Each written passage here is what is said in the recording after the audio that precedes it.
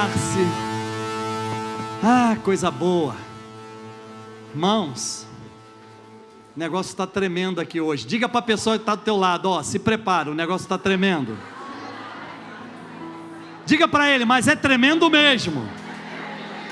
Diga para ele, o céu vai descer. Ou então a gente vai subir.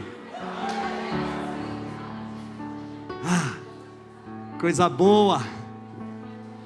Glória a Deus. Queridos, o primeiro culto, tremendo primeiro culto. Um irmão muito querido, muito precioso. Um irmão assim que eu estou com os olhos bem, sabe, eu tenho observado o crescimento dele. Veio me abraçar e me falou das lutas que ele enfrentou essa semana. Eu disse, rapaz, a gente está no mesmo barco. Eu não usei a expressão barco, mas eu disse para ele, rapaz, tu não faz ideia das minhas lutas essa semana. Queridos, é algo maravilhoso que Deus está fazendo, sabe? Deus está mexendo. Nunca mais nós seremos os mesmos, nunca mais, nunca mais. Toda prática antiga, toda concessão que a gente fez no passado, todo tradicionalismo, toda religiosidade já ficou para trás.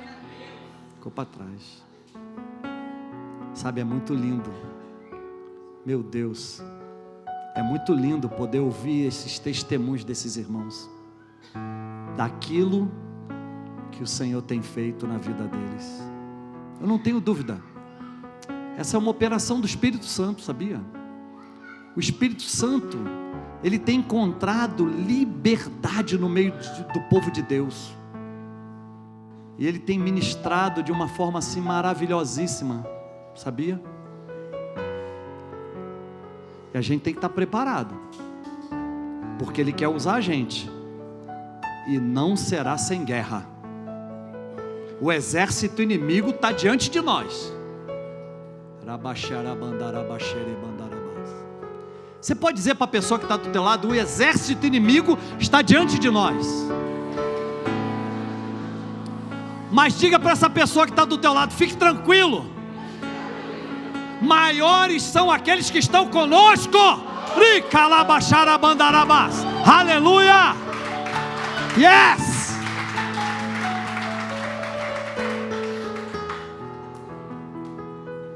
É sobre isso que eu quero falar nessa manhã.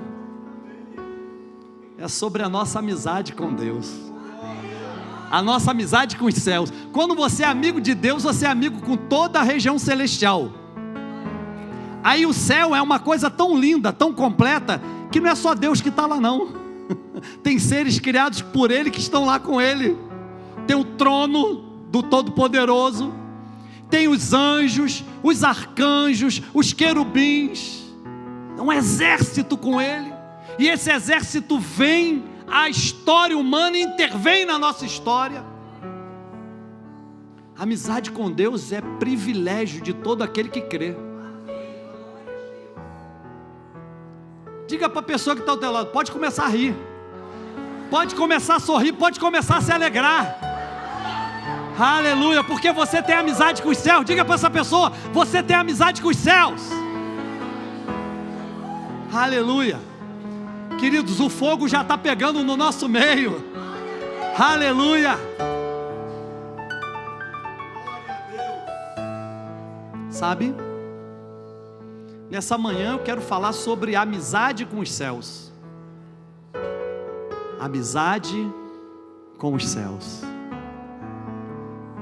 Em toda a história da criação você vê amizade. E esse relacionamento chamado amizade parte sempre de Deus, o Criador, para com as suas criaturas. Quando Deus criou o homem, Deus estabeleceu uma amizade. Quando Deus criou também todo o exército celestial, Ele estabeleceu uma amizade. Os anjos, arcanjos e querubins são amigos de Deus. E aí, a história humana vem se desenrolando.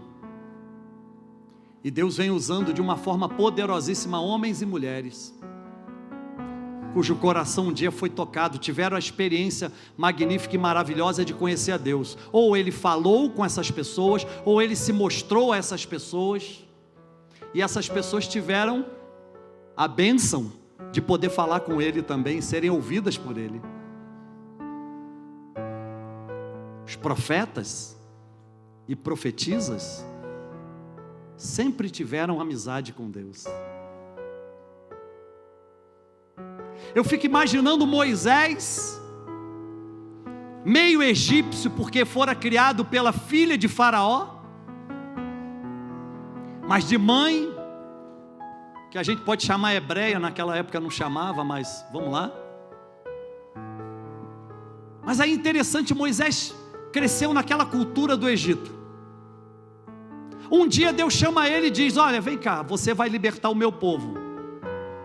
E aí ele fala, mas Deus, eu sequer sei falar direito, ele diz assim, eu sou um homem com língua pesada.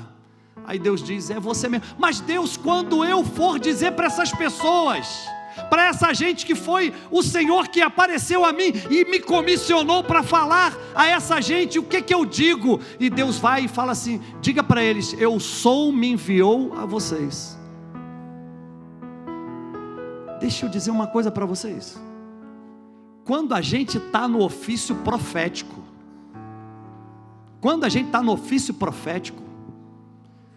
todo tipo de protocolo é jogado por terra, porque o profeta não agrada a si mesmo, o profeta agrada aquele que o chamou e o comissionou. Agora dá uma olhadinha assim de rabo de olho para quem está do teu lado. Agora faz assim, ó, você é profeta.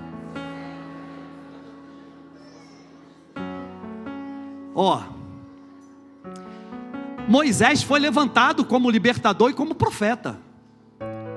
E aí ele vai e começa a reunir aquela gente, aquele povo. E agora eles têm que sair do Egito e ir caminhar pelo deserto até Canaã. Houve um tempo em que no arraial do povo de Deus, lá no deserto, 2 camaradas se levantaram para profetizar. Moisés também era profeta. Arão, seu irmão, que também cuidava de uma série de coisas, além de um levita, também era profeta. Mas olha só que coisa interessante, aí o povo começa a olhar e falar, puxa vida, mas quem são esses 2 que estão profetizando aqui no meio do povo? E por que eles falaram isso? Porque eles haviam se acostumado com a cultura do Egito. Diga para a pessoa que está do teu lado, você nunca se acostume com a cultura do Egito. A cultura do Egito é aquela que diz para nós que Deus não pode operar na nossa vida. A cultura do Egito é aquela que diz para nós que a gente tem que se acostumar com o mundo. A cultura do Egito é aquela que diz para nós que a gente não pode avançar, que a gente tem que ficar parado ou então retroceder. E eu quero declarar nessa manhã que nós, como temos amizade com os céus, nós vamos romper, nós vamos caminhar para frente e nós vamos ter vitória em nome do Senhor. Aleluia! E aí então o povo chega para Moisés e diz, olha, pede a essa gente para parar de profetizar. Sabe o que Moisés diz? Números capítulo 11, versículo 29. Pode projetar, Brenda?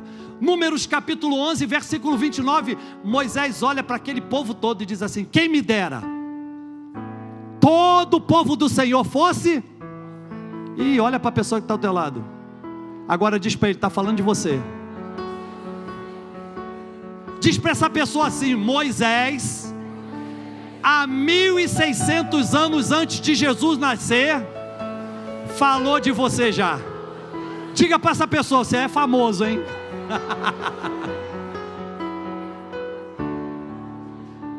Aí olha que coisa interessante.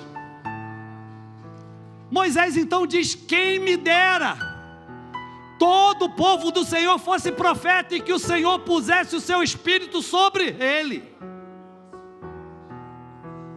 Então, eu quero te dizer que para ter amizade com os céus, para ser profeta no tempo presente, tem que ter o Espírito também. Tem que ter o Espírito. E aí uma das coisas mais difíceis para o ser humano nos dias de hoje é largar a carne e viver pelo Espírito. Porque quando você vive na carne, você só vê as coisas que os olhos naturais veem. Mas quando você vive no Espírito, você vê além. Você vê a realidade celestial diante dos seus olhos. Sabe, quando se anda na carne, se murmura, se reclama. Mas quando se anda no Espírito, consegue ver que ainda que o inimigo esteja diante dos nossos olhos,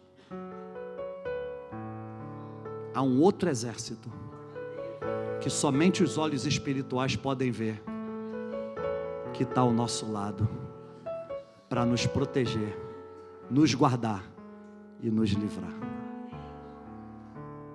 Houve uma história interessantíssima, que foi desencadeada através da vida de um grande profeta de Israel, chamado Elias.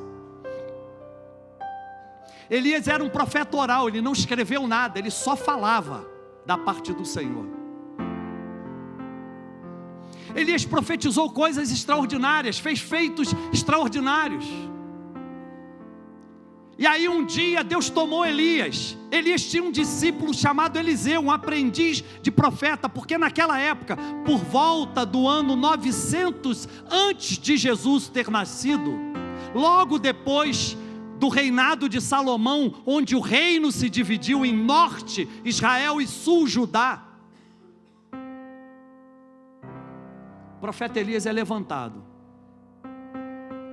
Ele forma um discípulo chamado Eliseu. À beira do Jordão, segundo Reis capítulo 2, a Bíblia fala que Elias foi levado aos céus por um redemoinho, carros de fogo separaram Elias de Eliseu.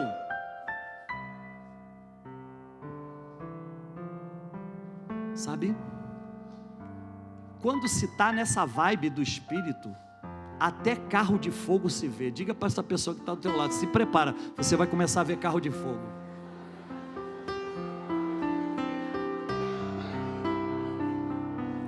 Diga para essa pessoa que está do seu lado, esse carro bonitão que você tem é fichinha diante do carro de fogo de Deus. Olhe, Elias, ele sobe. Elias havia passado na fazenda do pai de Eliseu e viu Eliseu lavrando a terra, arando a terra com carros de boi. E aí Elias tira a sua capa, o seu manto, e joga sobre Eliseu e diz assim: segue-me. E aí Eliseu diz: olha, profeta, me deixa primeiro despedir do meu pai, da minha mãe, da minha família, e aí eu te seguirei. E aí Elias então diz: vai e vem. Aí Eliseu correu lá, se despediu do pai, da mãe, dos irmãos e tal, tarará, e corre atrás de Elias e começa a aprender a ser profeta com Elias. Naquela época existiam as casas dos profetas, ou as escolas dos profetas. E aí Eliseu começou a aprender como discípulo a ser um profeta. Agora na beira do Rio Jordão, segundo Reis capítulo 2, Elias é levado ao céu no redemoinho, o carro de fogo separa Elias de Eliseu. E aí Elias faz o quê? Deixa cair a capa nas mãos de Eliseu. Eliseu pega aquela capa e exerce do outro lado do Jordão o seu ministério. E aí Eliseu era um professor, porque profeta na época não somente era muita coisa, mas também professor, era um ensinador. O profeta destinava um tempo da sua agenda para ensinar outros o dom da profecia. E aí então lá, Eliseu chama um moço, que a gente não sabe o nome dele, para ser o seu aprendiz de profeta, o seu discípulo. E aí interessante, porque o rei da Síria, Ben-Hadad, queria fazer guerra contra Israel. Então Eliseu, ele captava tudo que passava na mente do rei da Síria. Tu imagina que coisa tremenda? O rei da Síria deitava e sonhava, e Eliseu pegava o pensamento dele lá, o sonho. E aí, então Ben-Hadad queria fazer guerra contra Israel. O tempo todo que ele tentava, ele era neutralizado, porque antes Deus usava o profeta Eliseu para prevenir o rei de Israel. Rei, assim, assado, armava as estratégias de defesa. E aí quando o rei da Síria chegava para invadir, já estava tudo preparado, e aí não conseguia. Aí o rei fica irritado e chama lá os seus líderes, o seu exército, e diz: há espias entre nós, há alguém entre nós que está delatando toda a nossa estratégia para o rei de Israel. Não é possível, tem que haver entre nós um traidor. Aí alguém chegado do rei da Síria diz: rei, não é isso não. Não é isso não, tem ninguém traindo você aqui não. É que tem um cara lá poderoso em Samaria, em Dotã, chamado Eliseu, que Deus faz ele captar a sua mente. Aí o rei fala: agora eu vou prender esse camarada. Aí o rei arma seu exército e vão para Israel. Cidade que Eliseu estava morando na época com esse moço, seu discípulo, era Dotã. E aí era uma colina, e você olhava assim e via lá embaixo. Aí de repente o moço sai da casa do profeta e olha e vê o seguinte: todo o exército da Síria acampado em volta da casa de Eliseu. Já enfrentou isso? Já percebeu um exército acampado ao seu redor? O exército inimigo dizendo: agora a gente pega ele, agora a gente mata ela, agora a gente invade, agora a gente saqueia, agora a gente destrói. E aí o moço vem desesperado e fala: profeta, o exército da Síria está todo acampado aí fora, e eles são poderosos, numerosos. Sabe aquele momento em que a gente percebe que a gente está sozinho? Que a gente vê o inimigo e a gente fala: puxa, ele tem tanto poder. Quem tem amizade com os céus nunca jamais ficará sozinho. Diga para a pessoa que está do teu lado: quem tem amizade com os céus nunca jamais ficará sozinho.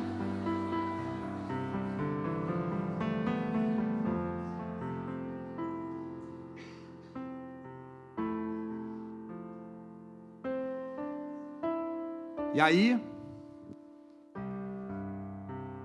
o profeta Eliseu recebe a notícia do seu moço: profeta, tem um exército aí, só tem eu e você aqui. Eles vão acabar com a gente, eles vão trucidar a gente.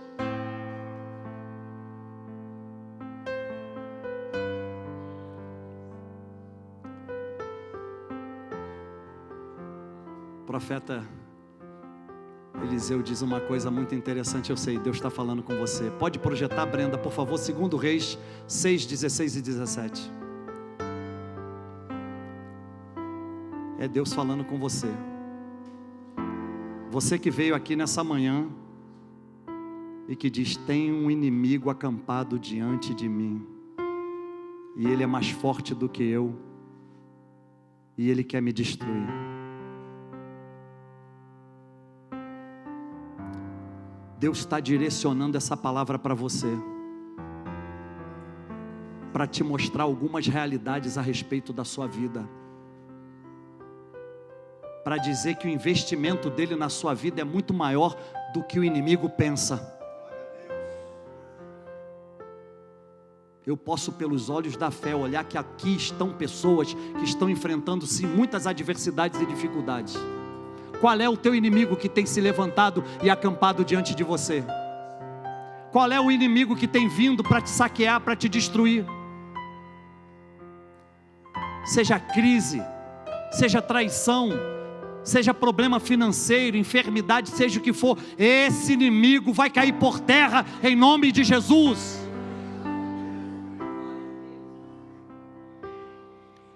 E ele disse: Eliseu, não temas, porque mais são os que estão conosco do que os que estão com eles.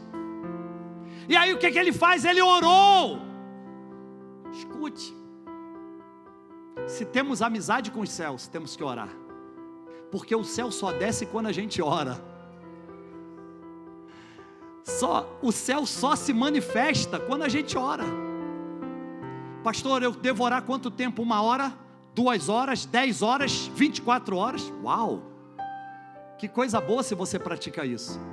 Mas eu quero te dizer que com Deus, se você orar 1 minuto, embora na nossa mente racional seja pouco, mas é o suficiente para Ele entender o que você necessita e atender o pedido da sua oração. E ele orou, e Eliseu orou. Olha a oração de Eliseu, muito simples: Senhor, eu te peço que lhe abra os olhos de quem? Do moço, para que veja. E a Bíblia diz: e o Senhor abriu os olhos do moço e viu, e eis que o monte estava cheio de cavalos e de carros de fogo em redor de Eliseu. Eu quero te dizer uma coisa: eu vejo esse exército diante de você também, ao seu redor, para te guardar, para te proteger e para te dar vitória. Aleluia!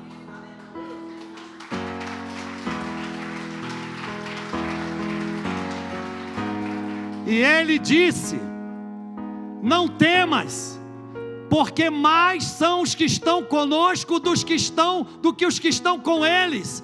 E orou Eliseu e disse: Senhor, peço-te que lhes abras os olhos para que veja. E o Senhor abriu os olhos do moço e viu, e eis que o monte estava cheio de cavalos e de carros de fogo em redor de Eliseu. Eu queria contar uma história. Eu vou evitar citar nomes,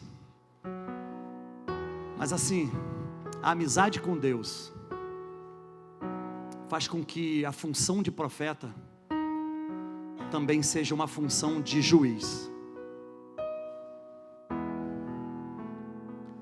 Mateus capítulo 16, versículos 18 e 19. O Senhor Jesus, Ele chega para os discípulos e diz assim: o que dizem os homens ser o Filho do Homem? Aí eles começam a conjecturar. Num dado momento, ele se vira para Pedro, e aí Pedro olha para ele e diz: tu és o Cristo, o Filho do Deus vivo. Aí Jesus diz assim para Pedro: pois também eu te digo que tu és Pedro. Essa palavra aqui, Pedro, Petras, né? No grego é pedregulho. Há quem diga que é pedrinha, mas na verdade é pedregulho, é uma pedra bruta, que não tem muito aproveitamento numa edificação, ok? Então, pois também eu te digo que tu és Pedro, pedregulho, e sobre esta pedra, aí sim é a Petros, a pedra angular, usada como base de uma edificação. Ele está falando de si mesmo: edificarei a minha igreja, e as portas do inferno não prevalecerão contra ela, e eu te darei as chaves do reino dos céus, e tudo que ligares na terra terá sido ligado nos céus, e tudo que desligares na terra será desligado nos céus. Isso aqui é um ouro que muitos de nós não compreendemos ainda. A gente às vezes declara a palavra, a gente vai para a vigília, a gente vem na oração, a gente vai à célula, a gente é discipulado, mas a gente não pratica isso aqui, ó. Esse poder aqui Deus deu para você. Deus deu para você. Você que é um pedregulho, tá? Que é bruto, que precisa ser trabalhado, mas Deus te ama tanto que diz assim, ó: eu vou transformar você, eu vou mudar você. O Espírito Santo, quando vier, vai tocar a sua vida, lapidando a sua vida, te dando autoridade espiritual para usar o nome de Jesus da forma correta, como deve ser usado. E aí eu quero te dizer que você só não faz isso se você não se apropriar disso pela fé. A fé, a sua fé, ela vai se tornar do tamanho que você imagina. Se você achar que a sua fé é pequena, ela será pequena. Se você entender que a sua fé é grande, ela será grande. Por isso Jesus falou aqui para Pedro: tudo, eu te dou as chaves do reino dos céus, e tudo que ligares na terra será ligado nos céus, e tudo que desligares na terra será desligado nos céus. E a gente não pratica isso. A gente fica com tanta timidez, sabe, que impede de ver que isso que está acessível a todo aquele que crê, que pertence aos céus, seja atraído para a terra, para a nossa vida. Então, quando eu pratico isso, quando eu exercito isso, o que eu estou fazendo? Eu estou chamando o céu para a minha vida, o céu para a terra. Eu tenho de fato amizade com o céu. E aí eu quero te dizer que uma função é a função de juiz. Deus te dá essa autoridade para ser juiz. Isso aqui é um julgamento. O que você ligar aqui, será ligado lá. O que você desligar aqui, será ligado. Deus está dizendo assim: você é juiz, você tem essa autoridade no nome de Jesus para fazer. Agora o grande problema, cá para nós, é que às vezes Deus está falando, Deus está falando, Deus está falando, e você está tão preocupado com tantas coisas que não ouve sequer a voz dele, e você às vezes não consegue acreditar, porque está tão acostumado com o molde mundano, com o molde do mundo, com o molde secular, que não consegue entender que maior e melhor do que qualquer molde mundano e secular é o molde celestial. O molde celestial transcende a qualquer compreensão humana. E o molde celestial, na maioria das vezes, vai fazer com que a gente pense assim: ou eu vou, ou eu não vou. Ou eu acredito, ou eu não acredito. Deixa eu te contar uma coisa.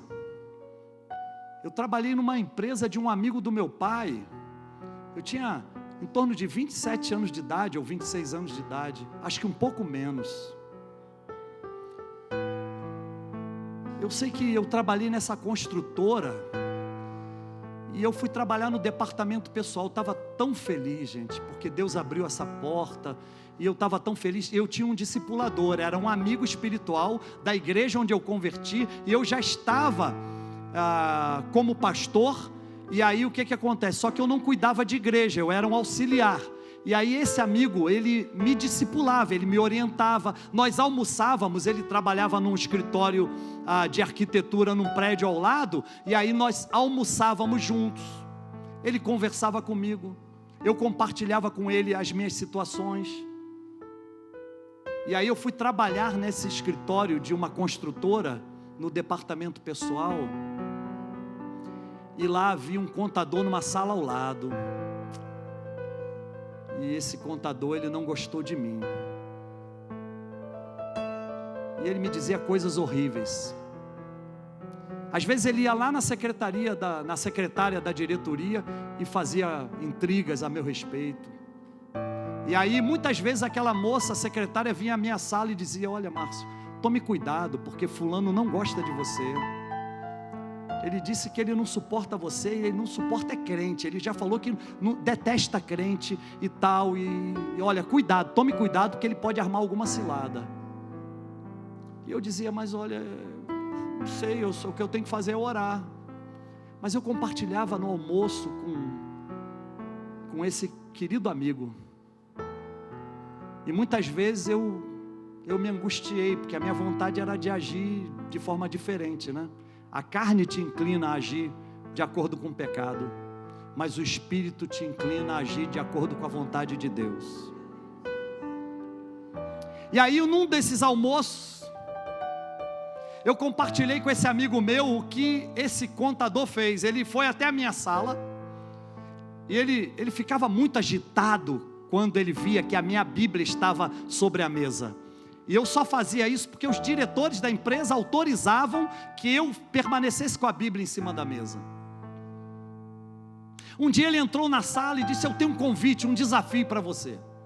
Eu disse: sim, pois não. Ele disse: eu quero que você vá lá no templo onde eu sirvo, porque o meu líder vai estar lá no sábado às 9 horas, e você vai ser vencido, derrotado pelo meu líder. Eu disse: mas nós precisamos disso. E ele disse: não, eu quero que você vá, eu vou estar lá te esperando, eu quero que você converse com ele. Eu disse: tudo bem, então sábado 9 horas? Sábado 9 horas. E aí eu fui, só que esse colega de trabalho não estava lá na hora marcada. Eu vi que era uma casa, eu já conhecia, porque uma parte da minha família morava nessa rua. E aí eu cheguei naquele lugar que era uma casa, e a porta estava entreaberta. E eu olhei, e a casa estava toda revestida de madeira, muito bonito até. Silêncio, uma madeira escura. Lá ao fundo tinha um oratório, um móvel de madeira, muito bonitinho também. E havia um rapaz lourado lá atrás, que eu supus que era o líder dele.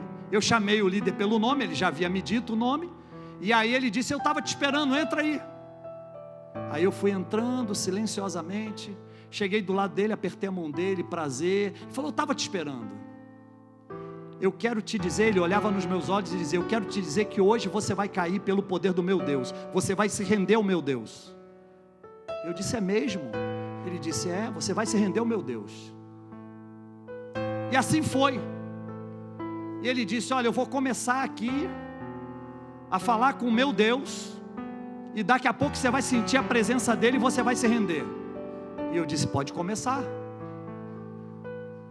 E aí ele começou a entoar lá umas coisas, eu sei de cor isso, mas eu não vou nem dizer. E aí ele começou a entoar, e repetir, um mantra. E aí eu comecei a olhar para ele e pensei: uau, mas não sinto nada. E ele falou: olha, você vai cair agora pelo poder do meu Deus. E começou a entoar mais aceleradamente aquele mantra.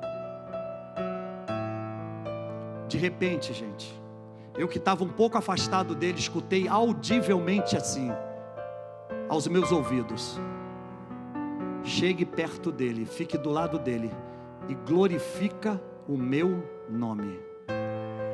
Aí eu cheguei do lado dele, ele me olhou estranho, e ele começou a entoar mais rapidamente. E aí eu comecei: glória a Jesus, glória a Jesus, glória a Jesus, glória a Jesus, glória a Jesus. Ele começou a olhar estranho para mim, começou a ficar vermelho, suando, tremendo, e eu aumentava mais ainda a glorificação do nome do Senhor, e ele também acelerava o mantra dele. Num dado momento, enquanto eu glorificava o nome do Senhor, ele agarrou-se à minha cintura e disse: eu quero esse Jesus como meu Senhor. E eu disse: yes! E aí eu glorifiquei o nome do Senhor, e ele chorava copiosamente. Depois nós nos assentamos, e aí ele me relatou quão desgraçada tinha sido a vida dele há anos. Eu não vou citar aqui os motivos, porque temos crianças também aqui entre nós. Eu nunca mais vi aquele moço, até porque ele morava fora do Brasil. Mas uma coisa eu sei: quando nós temos amizade com o céu, tudo que é sobrenatural nos acompanha. A glória de Deus é nossa companheira diuturnamente. Nós somos movidos não por aquilo que vemos, mas por aquilo que cremos. Aquilo que não vemos é exatamente aquilo que acreditamos. Olha, eu quero te dizer uma coisa: eu nunca estive tão certo de que isso aqui é uma chave poderosa para uma vida vitoriosa. Aquilo que eu ligo na terra é ligado no céu, e aquilo que eu desligo na terra é desligado no céu. Eu tive esse prazer, essa alegria de orar por esse rapaz, desligando todo o pacto dele com coisas terríveis, com coisas do passado. Eu tive a oportunidade de anular toda aquela violência que ele havia sofrido desde a sua infância, e declarar pela fé que agora ele era um filho de Deus. Sabe o que acontece? Quando a gente age assim, quando a gente crê que Deus faz assim, nós também temos nessa amizade com Deus não somente o ofício de juiz, mas nós recebemos revelações, visões da parte de Deus. Sabe por quê? Porque, Brenda, pode voltar lá por favor, capítulo 6, versículo 16 e 17 de 2 Reis.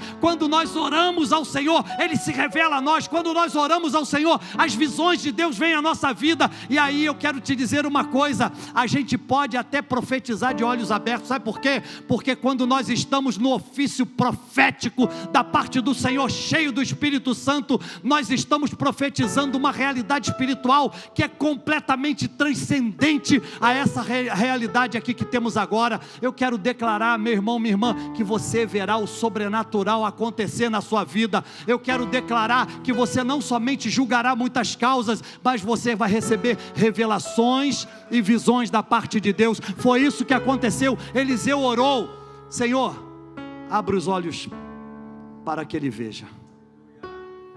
E a Bíblia diz que quando ele abriu os olhos, ele viu.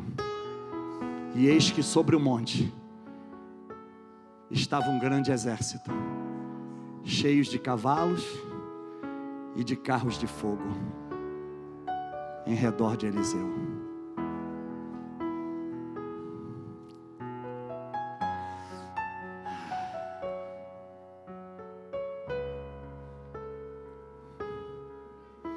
quando nós temos amizade com os céus,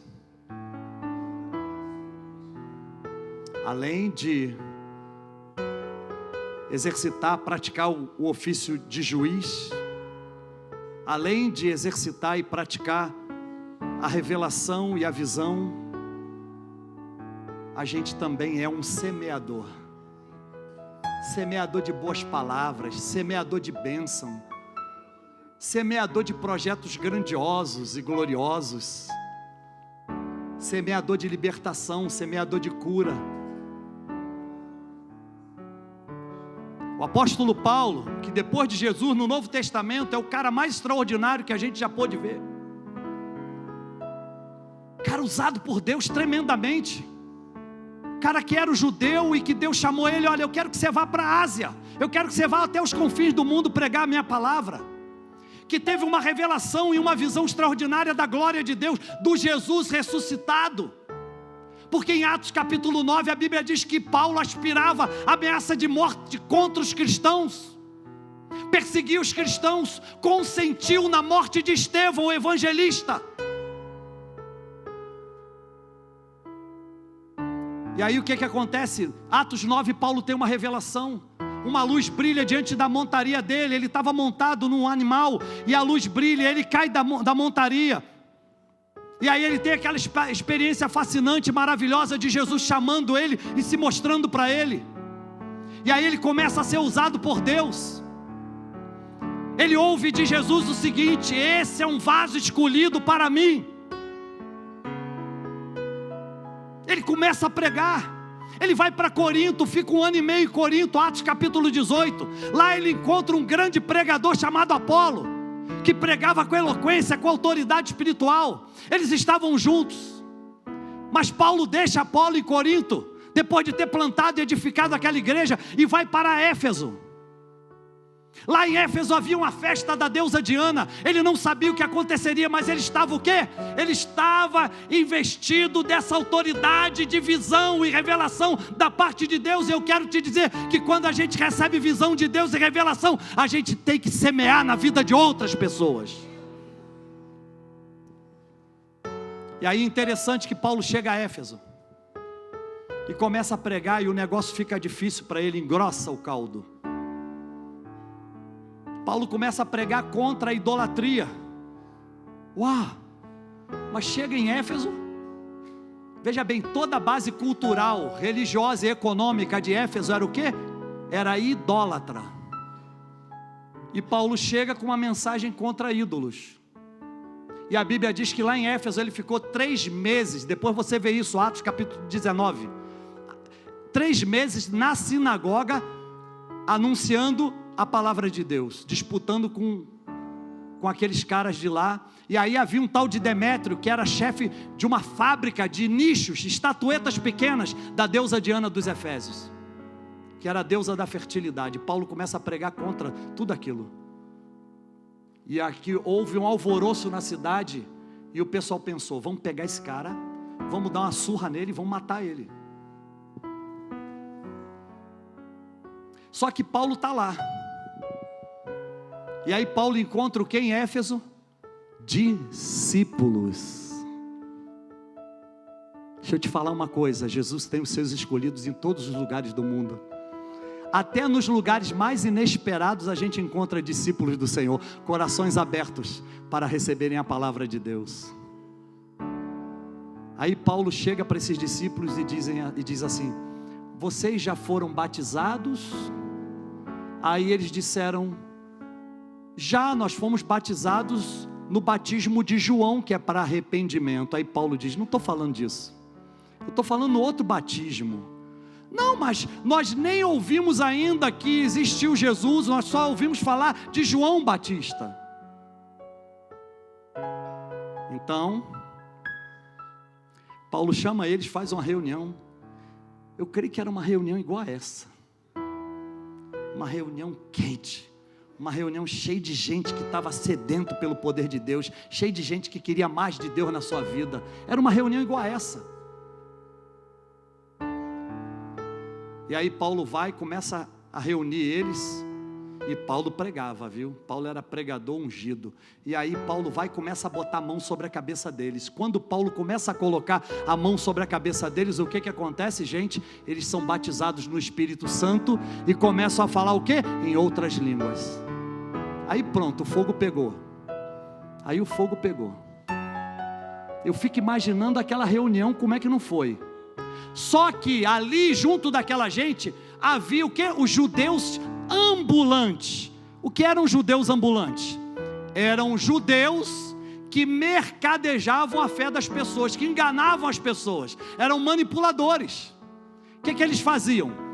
Eles praticavam artes mágicas, mesmo sendo judeus, e aí eles faziam o seguinte: enganavam as pessoas, e as pessoas ficavam ali manipuladas por eles.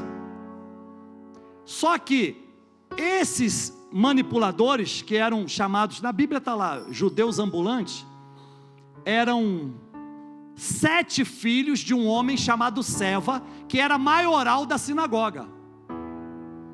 Então era uma autoridade espiritual, que os 7 filhos praticavam isso. Quando os filhos de Seva, que eram 7, viram Paulo impondo as mãos e vendo que aquelas pessoas recebiam o Espírito Santo, eles ficaram doidinhos da Silva. E aí o que acontece? Eles se deparam com um homem que estava endemoniado. E aí eles então,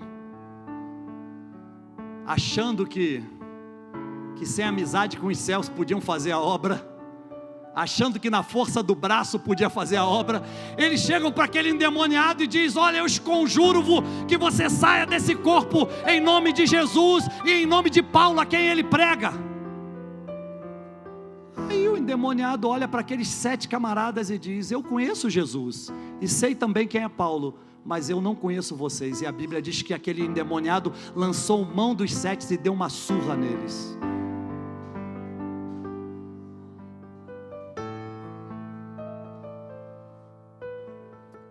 Sabe,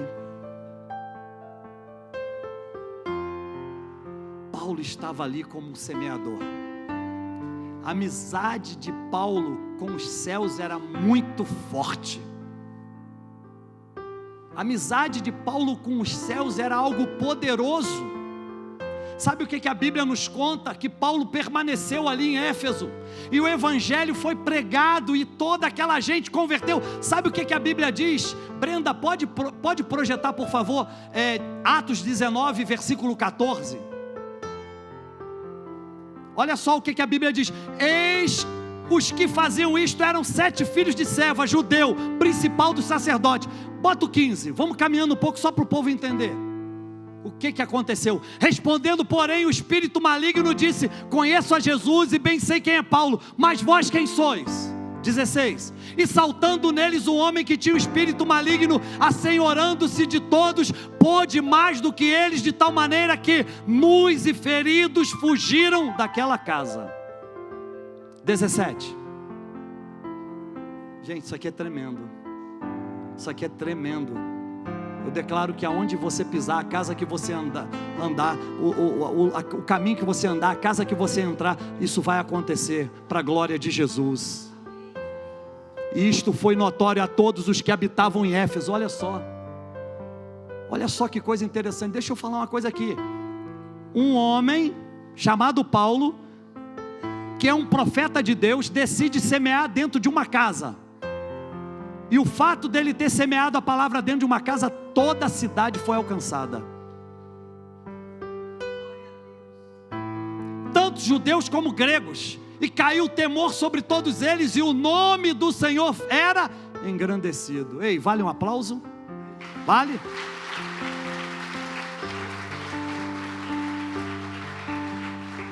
Eu declaro que a sua amizade com os céus vai te levantar como profeta nessa terra.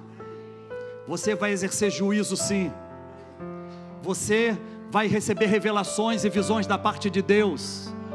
Você será um semeador. Por onde você passar, a boa semente será lançada, e a terra vai frutificar para a glória de Jesus. Eu quero te declarar que você não somente conquistará a sua casa, a sua família, mas você vai conquistar multidões para a glória de Jesus. Eu creio que cidades inteiras, não somente Brasília, mas muitas outras cidades que o Espírito do Senhor vai levar você, serão transformadas para a glória de Jesus. Vamos ficar de pé, você pode aplaudir a Ele. Oh, aleluia, aleluia. Queridos, nós vamos orar, mas eu sei, há pessoas que estão aqui com a gente pela primeira vez, quem sabe pela segunda vez, pessoas que ouviram essa palavra e dizem: puxa, Deus está falando comigo, como Deus falou comigo, porque eu não havia preparado essa palavra. Hoje de manhã cedo, acordei 6 horas, depois de uma semana de muito embate, muita luta, Deus falou comigo: fala ao meu povo sobre esse assunto, porque eu estou falando contigo antes de tudo. E aí no primeiro culto eu recebo um abraço de um irmão muito querido, muito precioso, que diz: eu também estou vivendo uma luta essa semana. E eu sei, você veio aqui dizendo: Deus, eu preciso ouvir a sua voz. Mas eu quero te dizer uma coisa, meu irmão, minha irmã, Deus só fala com aquele que tem amizade com Ele. Os céus só se manifestam naquele que é amigo de Deus. Sabe, a única coisa que Deus não quer que aconteça na sua vida é que você saia daqui da mesma maneira como entrou.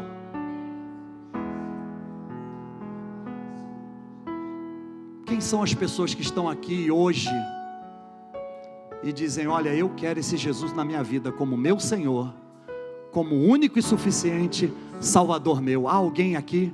É só levantar a mão. Há alguém? Deus te abençoe, meu irmão. Há mais alguém? Deus abençoe lá. Há mais alguém? Deus te abençoe. Deus abençoe. Deus abençoe. Oh, aleluia. Deus te abençoe. Deus te abençoe. Deus te abençoe. Deus abençoe. Aleluia. Ei, essa é a obra do Espírito. Deus te abençoe, Moacir. Essa é a obra do Espírito. Eu quero chamar vocês aqui à frente. Vocês que levantaram a mão, vocês podem vir aqui à frente. Nós vamos orar juntos. Vocês podem sair dos seus lugares e vir aqui à frente. Você que levantou a sua mão, isso, venha, para a glória de Jesus.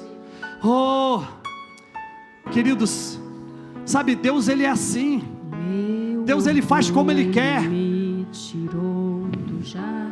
Você pode sair do seu lugar e vir aqui à frente, em nome de Jesus. Há mais pessoas. Há mais pessoas. Deus abençoe vocês. Aleluia. Oh, aleluia. Se você desejar sair do seu lugar, ainda dá tempo. Você pode sair. Você pode sair dizendo: olha, eu estou indo lá na frente, porque eu vou receber hoje Jesus como meu Senhor e como meu Salvador. Deus te abençoe. Aleluia.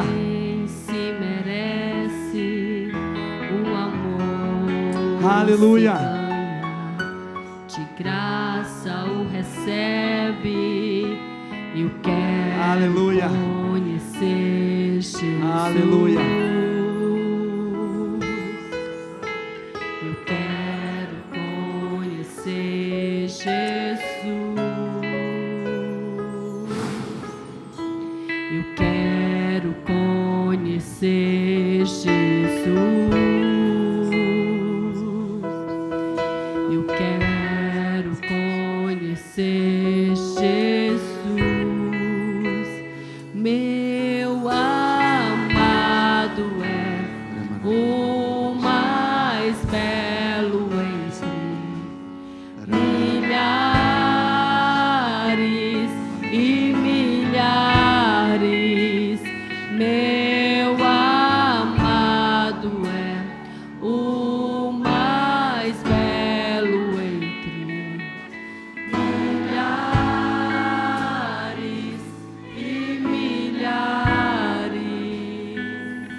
Pai, em nome de Jesus,